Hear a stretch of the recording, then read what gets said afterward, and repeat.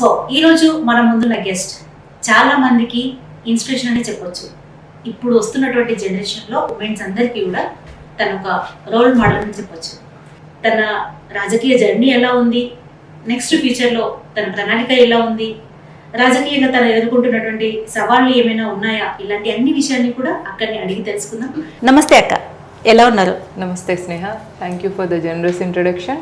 నేను చాలా బాగున్నాను, మీరు ఎలా ఉన్నారు? Super super, thank you so much. మీరు కూడా మా స్టూడియోకి వచ్చినందుకు.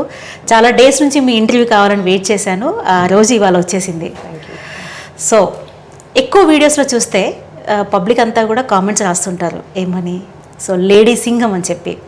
సో ఈ లేడీ సింగంకి పార్లమెంట్లో లేదంటే అసెంబ్లీలో వెళ్ళేటువంటి సమయం ఎప్పుడు వస్తుంది? ప్రతి మనిషికి అన్ని యోగాలు ఉంటాయి, వివాహం కానీ పిల్లలు కానీ ఇట్లా. ఆ యోగాలలో రాజకీయం అనేది కూడా అది ఒక యోగం. ఓకే, ఆ యోగం మనకి భరతమాత ఇవ్వాలి. భారతదేశంలో ఏ నియోజకవర్గం నుంచి కానీ ఒక వ్యక్తి ప్రతినిధిగా వెళ్ళిండు అంటే అతనికి ఖచ్చితంగా భరతమాత అనుగ్రహం ఉంటేనే వెళ్తారు.